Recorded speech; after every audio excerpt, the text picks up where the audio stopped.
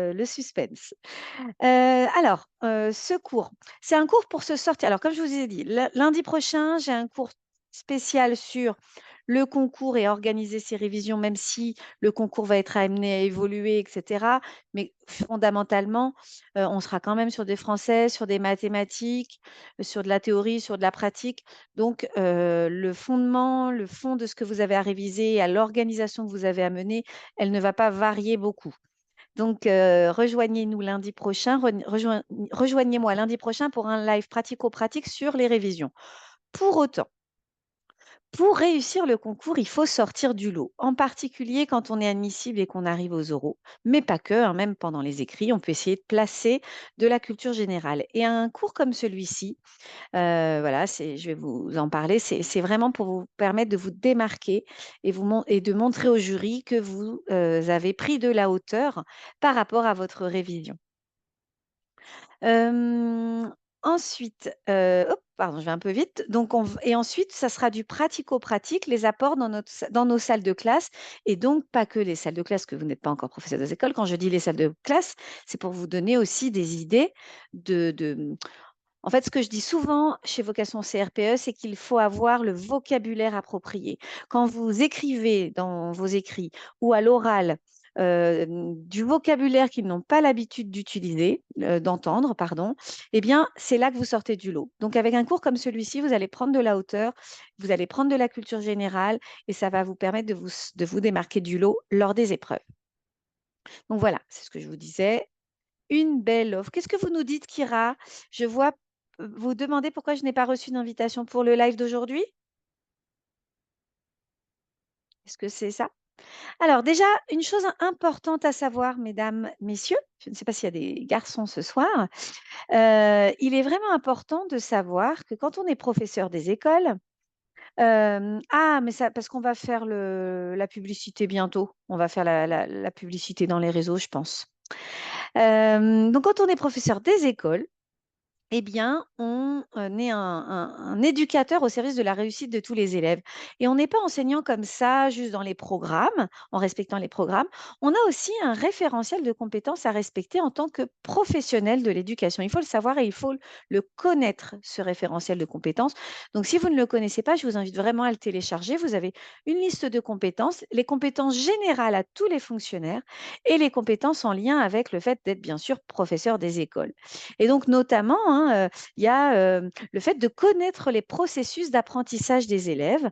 Et là, on est au cœur de ce sujet d'aujourd'hui. Les sciences cognitives, le fait de vous y intéresser, eh bien, ça va vous apporter des éléments pour comprendre mieux comment les élèves apprennent.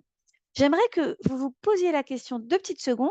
Si le jury vous demandait, Madame, Monsieur, en une phrase, comment pourriez-vous décrire un élève qui apprend? Comment, concrètement, un élève apprend-il?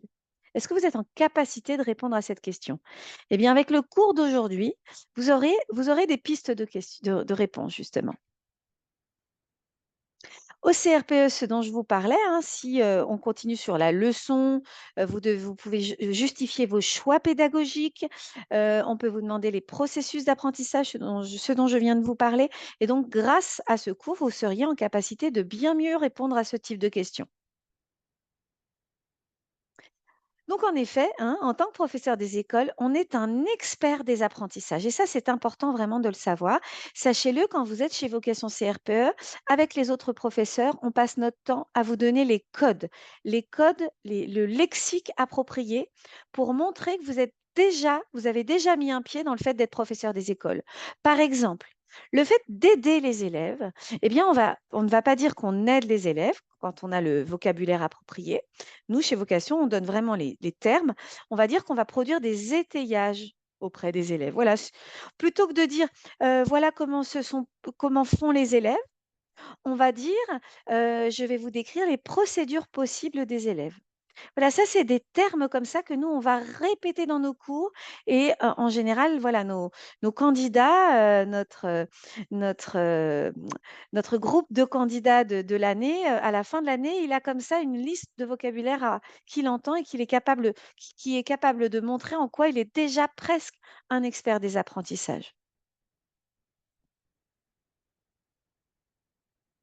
Alors sachez-le, hein, on donne des cours, je ne sais pas, vous avez déjà participé à des cours, gratuits, chez Vocation? Parce que c'est vrai qu'aujourd'hui, j'en parle pas vraiment, mais sachez-le, on donne des cours en live. Voilà, nous, on donne des cours en live, le mardi et le jeudi pour le français et les mathématiques, sur d'autres jours pour les autres cours. Donc, si vous êtes en capacité de vous connecter, c'est à partir de 20 heures les cours, mais bien sûr, ils sont enregistrés et vous pouvez les regarder en replay tant que vous voulez. Vous avez ensuite, ça c'est notre préparation, hein, des écrits, des concours à rendre, etc., etc. Alors, pour vous, qu'est-ce que c'est les sciences cognitives? Quand vous êtes inscrit à ce cours, vous pensez que je vais vous parler de quoi? De quoi vais-je parler, à votre avis? Donnez-moi des mots comme ça, ce qui vous vient quand je dis sciences cognitives. Ah, vous avez peur de vous tromper? Non, l'erreur est humaine, donc n'hésitez pas à essayer de dire ce qui vous est venu. Le lien avec les difficultés, l'environnement de la classe, la mémoire, l'attention, les capacités d'apprentissage, les différentes façons d'enseigner, la mémorisation, le cerveau, la réflexion. Bah, écoutez, on a pas mal de choses. Oui, on va être là, on va être dans ces éléments-là, en effet, hein. On va être tout à fait dans ces éléments-là. Alors, je vais vous montrer un petit peu ce qu'on peut dire. En fait, les sciences cognitives, c'est un groupe de sciences énorme. Il y a plein de sciences à l'intérieur. Mais en tout cas, c'est multidisciplinaire et c'est vraiment dans l'idée de, nous aider à mieux comprendre comment on apprend, à mieux comprendre comment, pourquoi et comment on réagit de telle ou telle façon, à mieux comprendre le fonctionnement du cerveau. Donc vous voyez, même la science informatique et les mathématiques font partie des sciences cognitives d'une certaine manière. Alors bien sûr, comme ça, on penserait tout de suite neurosciences, psychologie, mais vous voyez, il y a d'autres éléments. Alors donc voilà les apports, cette fois-ci des neurosciences à l'éducation, hein, maintenant, clairement, quand le législateur produit des guides, hein, vous connaissez certainement tous Eduscol. Si vous ne connaissez pas, il faut absolument que Eduscol soit votre site en favori. Eduscol, en fait, c'est le site sur lequel le ministère de l'Éducation nationale dépose les programmes. Par exemple, en ce moment, il y a un projet pour les nouveaux programmes de cycle 1 et de cycle 2. C'est pas encore voté, mais il y a le projet, hein, donc on peut regarder dès maintenant la proposition. Mais il y a également des guides pour enseigner la lecture, des guides pour enseigner les mathématiques.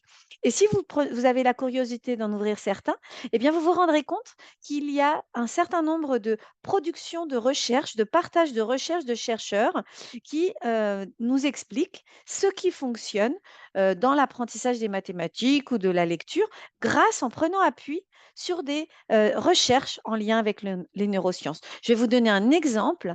On a produit le guide Orange, qui est un guide qui nous explique comment enseigner la lecture. Et c'est grâce à le travail de Stanislas Dehaene, là c'est vraiment un nom à connaître, qui a fait toute une étude en neurosciences pour nous expliquer comment enseigner de manière efficace la lecture et comment ça doit fonctionner. Alors Mathilde nous demande si le support sera disponible. Alors on m'a expliqué que non, mais par contre le cours est ensuite en replay sur, YouTube. Sur notre chaîne YouTube, on a plein de cours d'ailleurs. Sachez-le si vous ne connaissiez pas, si c'est la première fois. Allez sur YouTube, sur la chaîne Vocation CRPE et vous allez avoir accès à vraiment de nombreux cours, assez différents les uns des autres. Sur les écrits, sur les oraux, sur des choses un peu générales comme aujourd'hui. Alors, petit cas pratique, un petit quiz, là, comme ça, quelque chose d'un peu interactif. Si je vous dis,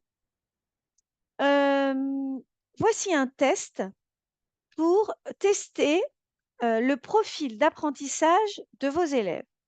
Qu'est-ce que vous faites? Est-ce que vous le faites passer à vos élèves? Est-ce que vous le faites passer alors, est-ce que vous le faites passer à vos élèves et ensuite vous communiquez aux familles et aux élèves le profil de leur apprentissage, quel type d'apprentissage est favorisant pour eux? Est-ce que vous testez vos élèves et vous gardez cette information pour vous, le résultat du test? Ou est-ce que vous ne testez pas, vous n'utilisez pas ce test? Quel est, voilà, A, B ou C? A, je prends et je communique. B, je prends mais je garde pour moi. C, je fais rien. Je le fais pas.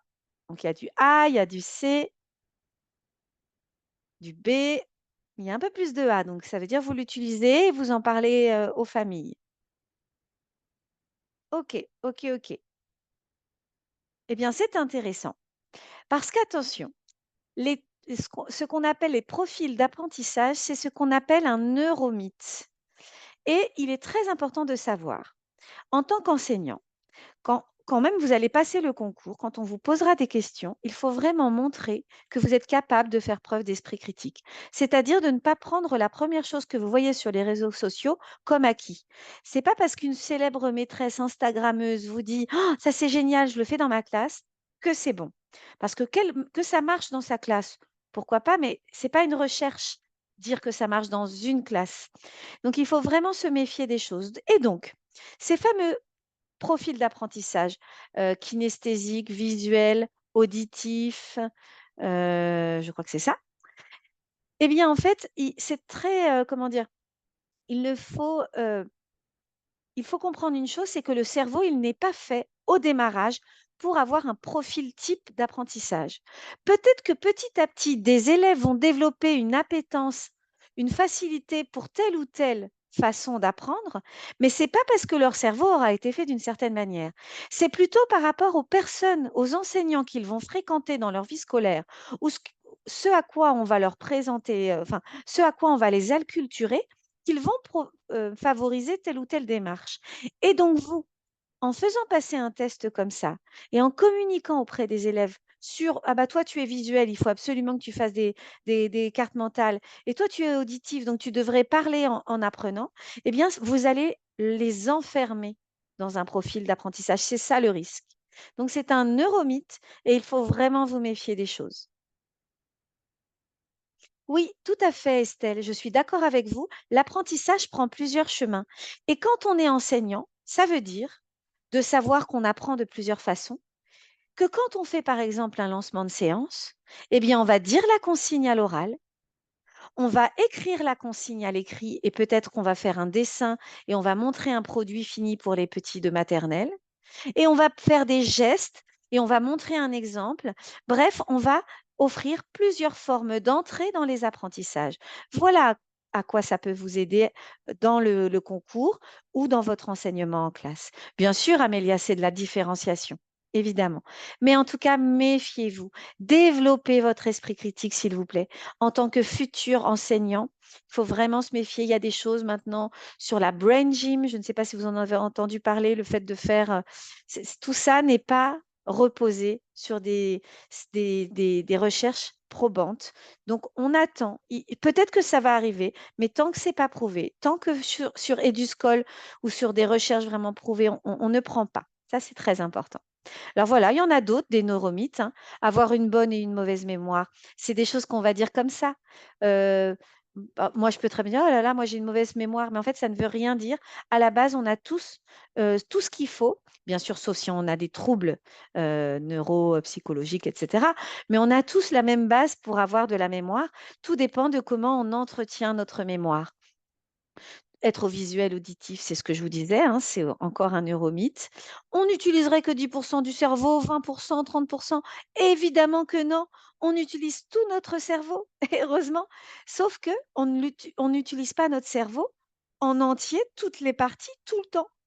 Il y a des moments où on va faire appel à tel élément dans notre cerveau et tel autre élément dans notre cerveau. Je ne suis pas une spécialiste du cerveau, mais en tout cas, cette idée qu'on n'utiliserait que 10% et qu'il y aurait 90% de cachets qui nous permettraient potentiellement plus tard d'apprendre à voler ou à être télépathe, c'est un neuromythe. Tout se joue avant 6 ans, comme si ça y est, après c'est fini, c'est la pente descendante, les neurones, on n'en produit plus, tout se décompose. Non, non, pas du tout. J'ai une amie qui a 60 ans, qui prend des cours, pour développer sa mémoire et c'est incroyable les progrès qu'elle fait. Elle a une mémoire exceptionnelle parce qu'elle l'entretient, en fait. Donc tout ne se joue pas avant 6 ans. Heureusement!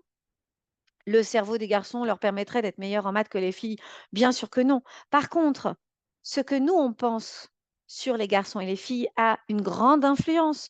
Et des recherches, cette fois, des vraies recherches, ont montré qu'on peut avoir tendance en mathématiques à plutôt interroger les garçons et en langage ou en français les filles, comme si, parce qu'on on peut penser dans nos stéréotypes, c'est des stéréotypes que les garçons seraient meilleurs que les filles en mathématiques.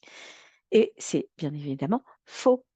Par contre, on véhicule ces stéréotypes-là et petit à petit, les filles que nous sommes l'intégrons et on ne se sent pas capable ou pas légitime d'aller vers telle ou telle étude, voire pire, de lever la main en classe parce qu'on se dit que les garçons sont plus forts que nous.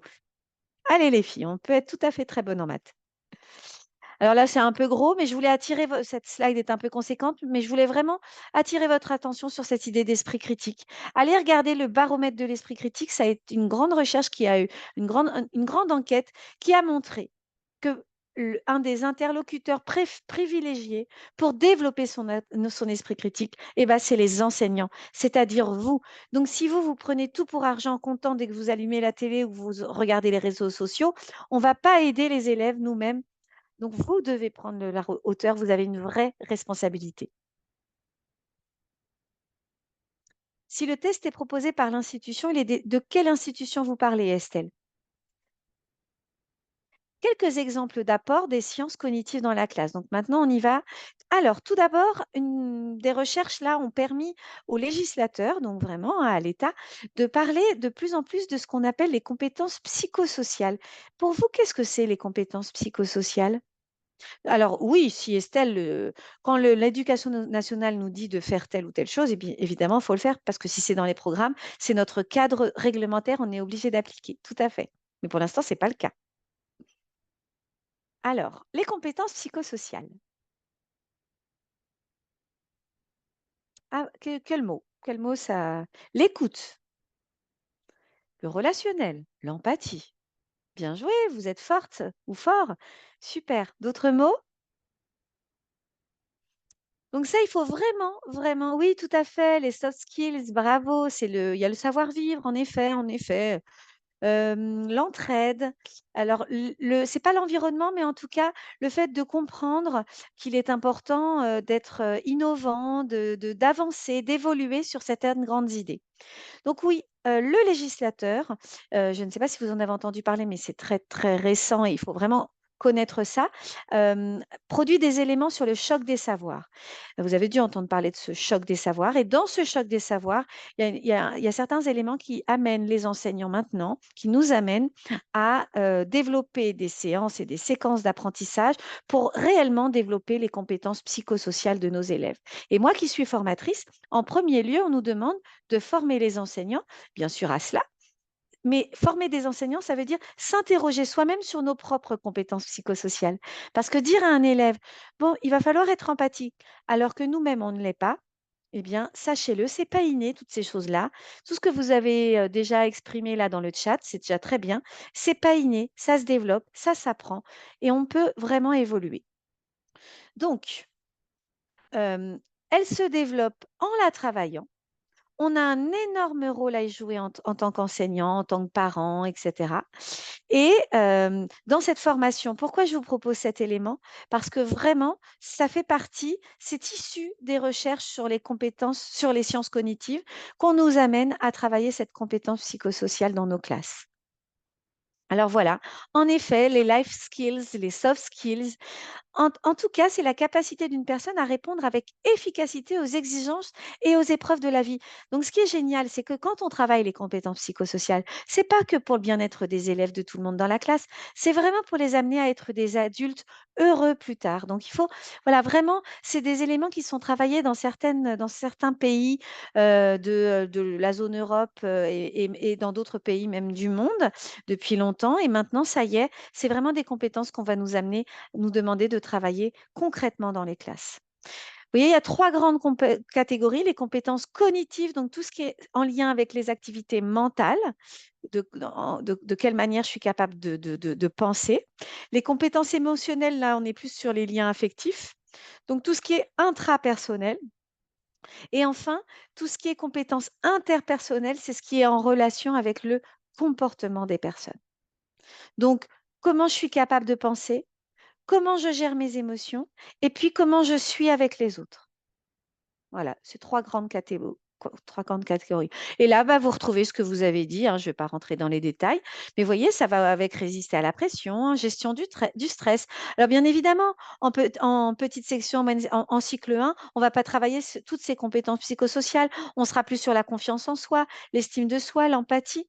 Mais au cycle 2, au cycle 3, on va pouvoir commencer à travailler sur d'autres éléments qui sont sur cette liste de compétences psychosociales à développer. C'est intéressant, vraiment. Moi, je suis ravie que le législateur nous ajoute ces éléments-là à travailler avec les élèves.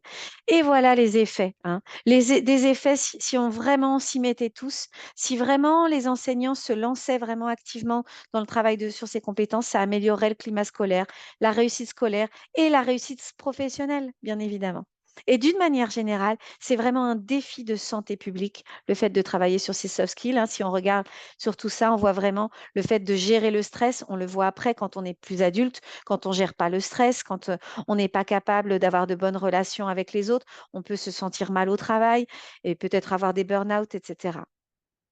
Ah, alors, un autre élément issu des compétences psychosociales, des sciences cognitives, pardon, et qu'il est important de connaître pour comprendre les compétences, les processus d'apprentissage des élèves, c'est l'attention. Qu'est-ce que vous voudriez dire? Comment, à votre avis, un élève est capable d'être attentif? Qu'est-ce qu'on pourrait dire à un élève pour être attentif? Qu'est-ce que vous connaissez sur l'attention? Je vous écoute, je vous lis, dites-moi. Quand je vous dis le mot attention, qu'est-ce que vous mettez derrière?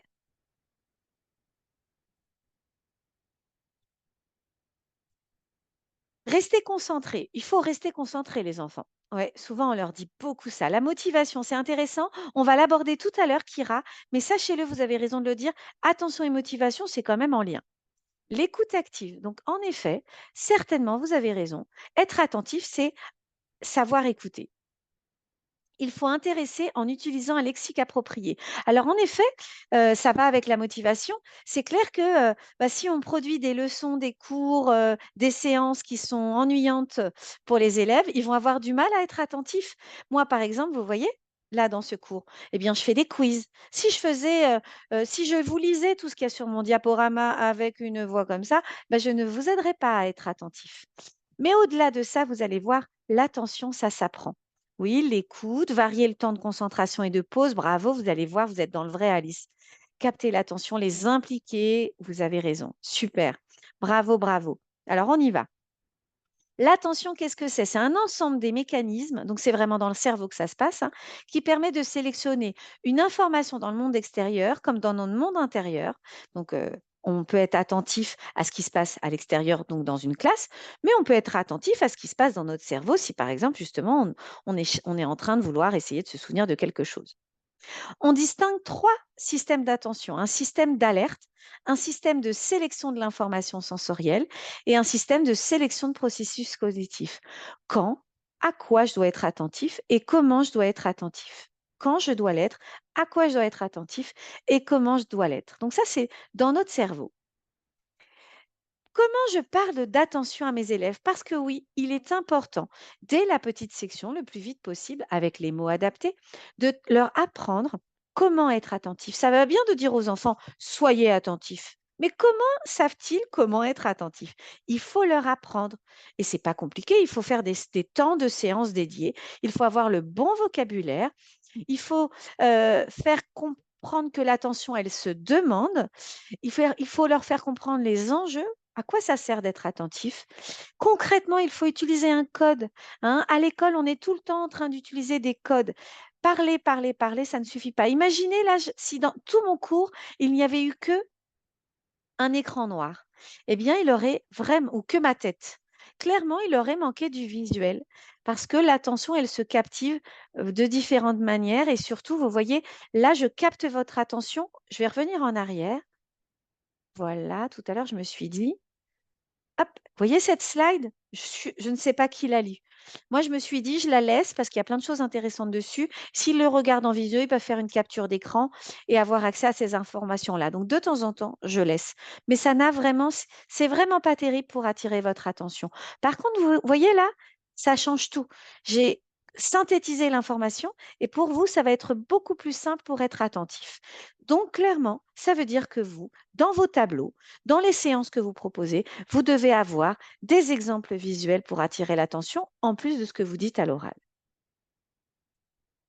Alors, il y a tout un programme, il faut le connaître, qui s'appelle Atoll, que vous pouvez trouver sur Internet. Ils ont développé des séquences d'apprentissage. Alors, c'est issu de recherches. Et ça, on le trouve sur Magister. C'est un site de formation pour les enseignants. Si vous n'êtes pas enseignant, vous n'en avez pas accès. Mais du coup, ça a été validé par l'Éducation nationale. Donc, ce sont un chercheur, c'est une recherche qui a montré comment expliquer, comment apprendre, comment être attentif, pardon, aux élèves. Donc, c'est Atoll. Et donc, ils ont inventé des codes. Par exemple, le code du feu vert, feu orange, feu rouge. Ben oui, évidemment, on n'a pas besoin d'être attentif toute la journée de la même manière. On peut être attentif très, très fort et on est dans le rouge parce que la maîtresse ou le maître est en train de donner une consigne. Et donc là, on leur dit, on met une petite flèche à côté du A rouge. Vous voyez, on leur apprend ça. Ou alors, il y a toute une séquence dans Atoll qui explique qu'ils emmènent les élèves dans la salle de sport, ils prennent des poutres ou ils mettent du scotch au sol et ils expliquent que l'attention, elle peut varier. On ne nous demande pas d'être attentif tout le temps de la même manière. Par exemple, durant une dictée qui est un peu longue, on va devoir être très attentif et ça va être difficile parce qu'il faut vraiment être très à l'écoute. Il faut se concentrer. Donc, si on faisait un symbole, ça serait une poutre qui serait très fine et très longue. Par contre, pendant une consigne, la poutre, elle va être toute courte, elle va être toute petite, la poutre. J'ai pas besoin d'être attentif très longtemps. Vous voyez, c'est quand je suis dans un travail de groupe, là, je n'ai pas besoin de me concentrer. Je suis avec mes copains, il peut y avoir un petit peu de bruit, etc. Vous voyez un petit peu? Et ça, c'est des codes vraiment qu'on va apprendre aux élèves grâce à ces séquences. Les petits bonhommes là qu'on voit là, le bonhomme vert et le petit bonhomme vert, c'est les mini-tâches et maxi-tâches. Alors voilà, encore un neuromythe. Mesdames, c'est plus pour mesdames, dire que les femmes sont capables de faire plusieurs choses à la fois, c'est un neuromythe. Bien sûr qu'on peut tous faire plusieurs choses à la fois. Simplement, quand on fait plusieurs choses à la fois, il est prouvé qu'on fait un peu moins bien les choses. Par exemple, regarder le téléphone en conduisant, on favorise les accidents. Mais ça, c'est quelque chose d'un peu grave. Mais pour autant, dans d'autres exemples de vie plus simples, voilà, faire plusieurs choses à la fois, c'est moins bien que les faire les unes après les autres. Donc, avec les élèves, on leur apprend que quand on doit réaliser une tâche, cette tâche-là, elle est décomposée en mini-tâches. Et donc, c'est les mini-tâches. Et en fait, pour certaines choses, par exemple, corriger une dictée, c'est bien de dire aux élèves, bon, ça y est, on a fini la dictée, maintenant on corrige. Eh bien, on va donc corriger la dictée, c'est la grande tâche, c'est la maxi-tâche, le grand bonhomme. Et on va apprendre aux élèves de dire, OK, vous voulez corriger une dictée, qu'est-ce que ça veut dire corriger une dictée? Qu'est-ce qu'on va faire en premier? On va décomposer cette grande tâche. Pour des élèves en petite section, on va leur apprendre à se laver les mains. Se laver. Allez vous laver les mains et hop, on les laisse se débrouiller. Ben non. Qu'est-ce qu'il y a dans la grande tâche se laver les mains? Eh bien, il y a mettre du savon, allumer le robinet, frotter, enfin voilà, toutes les étapes, toutes les mini-tâches qui vont concourir à la grande tâche. Eh bien, ça concourt à être attentif. Parce que comme j'ai compris, j'ai bien appris toutes les étapes d'une grande tâche, je vais favoriser mon attention pour réussir cette grande tâche. Voilà, des petites choses, des codes qui sont proposés par le système d'Atoll. Et tout à l'heure, je ne sais plus qui nous disait, je regarde, c'était touc, touc, touc, quelqu'un a dit varier le temps de concentration, capter l'attention, etc. Donc, en effet, suivant les âges, l'attention varie, fluctue. Donc, clairement, hein, on propose, là, quand vous avez des séances à proposer, il faut proposer des séances très courtes aux petites sections et un peu plus longues en grandes sections. Il faut varier le type de séance. On ne va pas, en CM1, en CM2, faire de l'écrit du matin toute la matinée. Non, il va falloir, indépendamment de la récréation, proposer des modalités de travail qui soient variées. Et ça va favoriser leur attention parce qu'ils vont bouger, ils vont passer de l'oral à l'écrit. Si on passe 30 minutes à parler, à faire une séance d'oral, ce n'est pas positif. Il faut essayer de varier l'oral, l'écrit, le fait de bouger, d'être en groupe, pas en groupe, d'être seul, en binôme, etc. Et ça va varier, ça va favoriser l'attention des élèves. Pardonnez-moi. Alors, maintenant, un petit quiz encore. À votre avis, qu'est-ce qui favorise l'influence de la motivation? Parce que donc, les compétences psychosociales, c'est issu des travaux sur les sciences cognitives. L'attention, c'est des éléments qui sont issus des travaux sur les sciences cognitives. Et la motivation également. Avoir un objectif, un enjeu, tout à fait. L'envie d'apprendre. Le mot envie, oui. Oups. Oups, ouais. L'envie d'apprendre. Quoi d'autre? Est-ce que vous connaissez peut-être plusieurs sortes de motivation? Le côté ludique. Oui, c'est vrai qu'en maternelle, on nous dit il y a plusieurs modalités d'apprentissage et il y a le jeu, parce qu'à cet âge-là, les enfants, ils ont besoin de jouer, en effet. Le sentiment de réussite, bravo Amalia. Bah oui, on a beau être motivé, si on a l'impression qu'on réussit jamais. Par exemple, quelqu'un nous a parlé ici et a partagé avec nous que vous n'aviez pas été admissible et j'en suis bien malheureuse pour vous. Pour autant, vous allez devoir rester motivé. Ça veut dire quoi? Ça veut dire qu'il va falloir rapidement, il ne faut pas rester sur cet échec-là. Il faut pas vous dire que vous avez perdu votre temps. Non, en passant le concours, en apprenant, vous avez développé des compétences, vous mettez tout de suite dans une démarche de motivation. Il y a un certain nombre de choses qui sont acquises maintenant et vous aviez peut-être besoin de plus de temps. Et c'est peut-être pas plus mal parce que ce métier, il est difficile et que ça peut être bien de le faire en 2 ans, de prendre son temps pour apprendre ce métier et de s'y préparer. Donc voilà, vraiment. Et oui, évidemment, Jessica, il faut encourager les élèves. Alors j'aime bien, Sylvie nous parle de compétition. C'est intéressant parce que est-ce que la compétition peut favoriser la motivation des élèves, pardon. Ça, c'est un vrai débat. C'est un vrai débat, donc on va en parler justement en se disant, voilà, comment fonctionne la motivation? La motivation, elle va vraiment être en lien avec le but. C'est vraiment très important que les enfants comprennent le but de l'activité pour être motivés. C'est pour ça que souvent, par exemple, moi, je conseille toujours dans vos séances d'apprentissage de trouver un projet d'apprentissage. Par exemple, si vous faites de la production d'écrit, si vous faites une lecture, si vous essayez de trouver un projet derrière. À quoi ça va servir de faire cette séance? Ben, c'est parce qu'on va envoyer une lettre à des correspondants. Parce que là, on apprend cette pièce de théâtre où on apprend à mieux parler parce qu'on va faire une pièce de théâtre devant les parents. Vous voyez, on donne un but et les buts, ça favorise la motivation. C'est le fait de s'engager. C'est le fait d'adopter des comportements qui vont nous conduire à réussir et à réaliser la tâche et à persévérer dans les difficultés. Vous voyez, une personne qui n'a pas réussi le concours, si elle a bien travaillé sa motivation, c'est-à-dire le pourquoi je veux être professeur des écoles, eh bien, elle ne va pas abandonner. Vous n'allez pas abandonner parce que vous avez un but. Si les élèves sont tout le temps en échec ou ont le sentiment d'être sur un échec, eh bien, tout le temps, c'est pour ça qu'on dit qu'il ne faut pas noter, il ne faut pas mettre du vert, du jaune et du rouge et du TB, du B et du AB parce que les élèves, ils ont toujours, ceux qui ont des mauvaises notes, qui ont du orange et du rouge, ils ont toujours du orange et du rouge.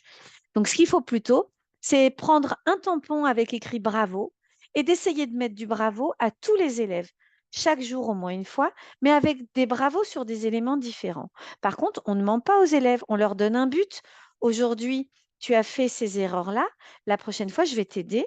Je vais te donner un objectif et je vais t'aider, je vais différencier pour que la prochaine fois, tu sois en réussite sur cette tâche. Et oui, la motivation, elle est en lien avec des croyances sur soi. Je suis pas capable de. Et ça, très vite, on les met dans nos cerveaux, dans le cerveau des enfants. C'est pour ça qu'on vraiment, on décrit cette idée des notes, etc. Alors, quand on parlait de compétition, Sylvie, il faut peut-être faire attention parce que c'est sûr que pour certaines personnes, la compétition, ça marche, mais notamment sur les personnes qui réussissent. Moi, par exemple, je suis quelqu'un d'assez compétitif. mais parce que j'étais une bonne élève et ça va pour moi et même le sport, j'aimais bien courir. Mais pour quelqu'un qui est plus en difficulté, la compétition, ça va pas du tout marcher parce qu'elle sera toujours la dernière. Elle aura toujours ou il aura toujours des mauvaises notes, et cetera. Donc, ce qu'il faut, c'est plutôt soutenir la motivation tout du long et du coup, il faut pas faire de compétition entre les élèves parce que les gagnants seront toujours les mêmes. Donc, on va plutôt essayer de favoriser la motivation intrinsèque. C'est ce qu'on a au cœur de soi. Pourquoi tu vas apprendre, pourquoi tu vas réussir et donner du sens. Le système des récompenses, c'est plutôt négatif. C'est plutôt négatif. Mettre l'apprenant dans sa zone proximale de développement. Bravo Amélia. En effet, c'est pas l'objet aujourd'hui de ce cours, mais en effet, on en parle à ZPD. Ça veut dire que, en effet, comment rester motivé si à chaque fois vous ne différenciez pas le travail et que vous proposez la même chose à tous les élèves de votre classe? Eh bien, les élèves, si vous donnez au CP un texte à lire à un élève à qui a encore plein de difficultés à décoder des mots et des syllabes, il va être en échec et il va perdre sa motivation. Donc, pendant une séance de lecture, on va tous découvrir le même graphème, par exemple le graphème R, mais il y a des élèves qui vont passer un peu plus de temps sur le décodage des syllabes et des mots. Et les autres, peut-être, iront plus vite sur le décodage d'un texte. On différencie, donc on soutient la motivation. La mémorisation maintenant. Alors, quelle affirmation est vraie concernant la mémorisation, à votre avis? La mémoire. La mémoire, alors A, la mémoire, petit à petit, elle peut devenir de plus en plus forte. La mémoire, petit à petit, elle peut décliner. La mémoire, elle est en lien, elle est pareille pour tout le monde. A, B ou C.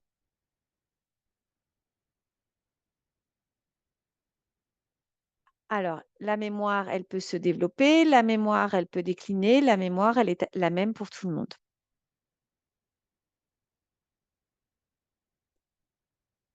Alors, j'ai du A, j'ai du B, j'ai du C avec l'âge. Eh bien, écoutez, la mémoire au départ, sauf si on a des troubles, mais là, on parle d'une personne qui n'a pas de trouble d'apprentissage, c'est la même pour tout le monde. Et en effet, la mémoire, elle peut évoluer. Elle peut évoluer en diminuant ou évoluer en augmentant. Et qu'est-ce qui fait que la mémoire s'améliore? C'est parce qu'on va travailler la mémoire. Alors, sachez-le, il y a plusieurs sortes de mémoire. D'accord? Ça, il faut le savoir. Dans le cerveau, il y a plusieurs sortes de mémoire. Il y a la mémoire perceptive, c'est-à-dire toutes les informations sensorielles qu'on stocke sans même s'en rendre compte. Il faut le savoir. Notre cerveau, il capte plein de choses du monde qui l'entoure sans même s'en rendre compte. Donc ça, c'est la mémoire procédurale. Le perceptif, le cerveau, perçoit des choses avec les sens, l'ouïe, la vue, le toucher, etc. Et il intègre des choses à l'intérieur qu'il garde en mémoire. Il y a la mémoire de travail. Ça, c'est vraiment le système cognitif. C'est vraiment celui auquel, dans la classe, on va avoir souvent accès. C'est ce qui va permettre à l'élève ou à vous même, c'est un petit espace de stockage et de manipulation. Mais cet espace, il est assez bref. On n'a pas une énorme mémoire de travail, c'est assez court. Ça veut dire que quand on est un enseignant et qu'on demande à des élèves d'effectuer des stages, des étapes dans un travail, par exemple, pardon, il faut décomposer les tâches et on revient aux mini-tâches dans une grande tâche. Si on donne plusieurs éléments dans une même consigne, la mémoire de travail de l'élève, elle va être saturée. Si on donne plein de mots à trier, si l'élève il doit lire des mots, ensuite il doit les trier, ça fait trop de choses. Il faut décomposer les tâches parce que la mémoire de travail, c'est donc un espace où on, on stocke et où on bouge les choses dans son cerveau, mais c'est bref, on n'a pas beaucoup de temps pour faire ça. Oui, oui, oui, Célia, allez-y, bon courage. Et oui, ça sera en replay dès demain pratiquement, je pense. N'hésitez pas à contacter Vocation CRPE si vous souhaitez avoir accès aux offres. La mémoire épisodique maintenant, c'est la mémoire à long terme. C'est vraiment sur les événements personnels. Tout ce qu'on garde en mémoire depuis qu'on est petit, on a un espace comme ça. Enfin, c'est pas vraiment un espace en tant que tel, mais il y a une mémoire qui s'appelle la mémoire épisodique. Là, il y a la mémoire ensuite sémantique. Donc ça, c'est tout ce qui stocke les connaissances sur le monde en général. Je ne sais pas, moi, le fait de savoir qu'il y a la guerre, il y a eu une guerre 39-45, eh bien, ça, c'est la mémoire, une mémoire du monde, la mémoire sémantique. Et enfin, la mémoire procédurale, ça, c'est tout ce qu'on a appris à faire avec le corps et qu'on va faire, qu'on va reproduire sans même se rendre compte, comme faire du vélo ou apprendre à conduire. Au début, c'est pas dans la mémoire procédurale, le fait de faire du vélo, on est obligé d'y penser, on pense à passer les vitesses, et puis au bout d'un moment, on n'y pense plus. Ça, c'est la mémoire procédurale. Pour la salle de classe, ce qui est important de connaître, quand vous avez des leçons à apprendre aux élèves, il faut leur apprendre à apprendre. Ça, c'est très important. Il y a la partie encodage, donc c'est le moment où on apprend, où on met l'information dans notre cerveau. Donc là, il y a un certain nombre d'éléments qui vont favoriser. Donc le fait de faire des cartes mentales, par exemple, ça favorise l'encodage parce que plus on organise les informations au moment où on les met dans notre cerveau, plus elles y restent. Alors que lire une fiche et l'apprendre comme ça, par cœur, ça ne favorise pas l'apprentissage. Si vous prenez les informations et que vous les organisez sur une fiche en mode carte mentale ou autre chose, en faisant des quiz, en faisant des fiches avec questions-réponses, etc., plus vous allez varier votre façon d'apprendre, plus ça va se stocker facilement. La consolidation, c'est la deuxième étape. Ça veut dire que quand on apprend des choses, c'est pas bye bye, je reviens plus tard et quand j'en aurai besoin, j'irai rechercher. Non, sachez-le, là, vous qui entrez dans vos révisions pour l'année prochaine, faites-vous des fiches, comme je vous le disais, avec des quiz, etc. Mais ça, on en parlera au prochain live.